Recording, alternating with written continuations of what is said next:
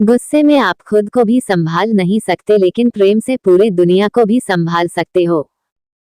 इसलिए श्री कृष्ण ने कहा है कि क्रोध कभी नहीं करना चाहिए और क्रोध में कोई निर्णय न्यायालय और नहीं कोई फैसला करें, क्योंकि ऐसी अवस्था में मन बुद्धि पर नियंत्रण नहीं होता, उसे हम काबू में नहीं कर सकते। इसलिए क्रोध में कहा गया है कि क्रोध में लिया गया फैसले और निर्णय लेना अनुचित होगा, आगे चलकर आपको नुकसान होगा। जिसमें नुकसान सहने की ताकत हो वही मुनाफा कमा सकता है, फिर चाहे वो कारोबार हो या रिश्ते। दोस्तों, आपने देखा होगा कितने प्रतिष्ठान ऐसे कारोबार होते हैं, कुछ दिन नुकसान ही नुकसान होता है।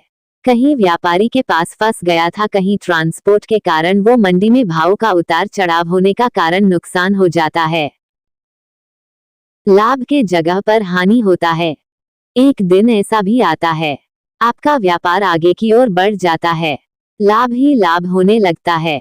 इसलिए श्री कृष्ण ने कहा है, जो नुकसान सहना सीख लिया वही फायदा कमाता है। इसी तरह रिश्तों को भी निभाना चाहिए। कहीं रिश्तों में खटास आ जाए, मन मोटाव हो जाए, किसी भी कारण हो सकता है, सह लेना चाहिए। एक दिन ऐसा भी आता है, जो रिश्तेदार ठुकराया करता वही रिश्तेदार चरणों में गिर पड़ेगा। इसलिए कहते हैं कि नुकसान सहना सीख लो, अपमान सहना सीख लो। तुम बस अपने आप से मत हारना, फिर देखना तुम्हें कोई नहीं हरा सकता। न मांग कुछ जमाने से, ये देकर भी सुनाते हैं। किया एहसान जो एक बार और लाख बार जताते हैं। कहने का मतलब है, बहुत से लोग ऐसे हैं जो जरूरतमंदों को कुछ सहयोग कर दिए, लेकिन उस गरीब को बार बार एहसान दिया करते हैं। धर्म के विरोध है। श्री कृष्ण ने ठीक है कहा है, किसी को सहयोग देना, मदद करना, किंतु बदले के भाव से नहीं।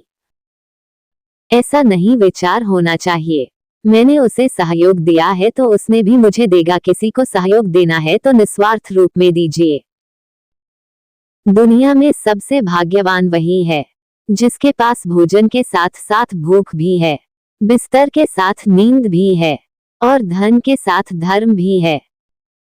यदि आपके पास भूख नहीं है तो भोजन की आवश्यकता नहीं पड़ती, और नींद नहीं है तो बिस्तर की आवश्यकता नहीं पड़ती।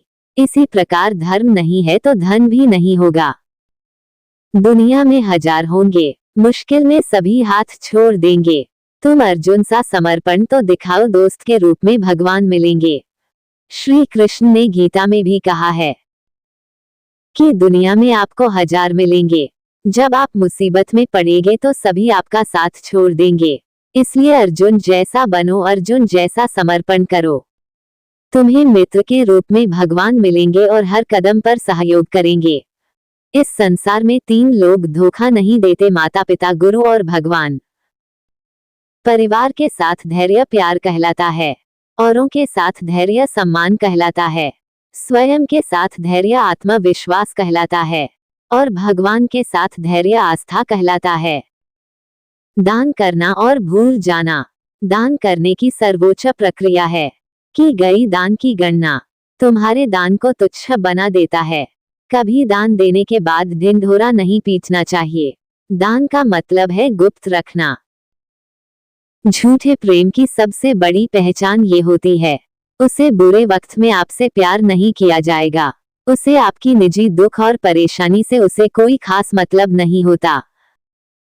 वो प्यार बस आपकी खुशियां और आपके अच्छे वक्त तक ही अच्छा चलता है।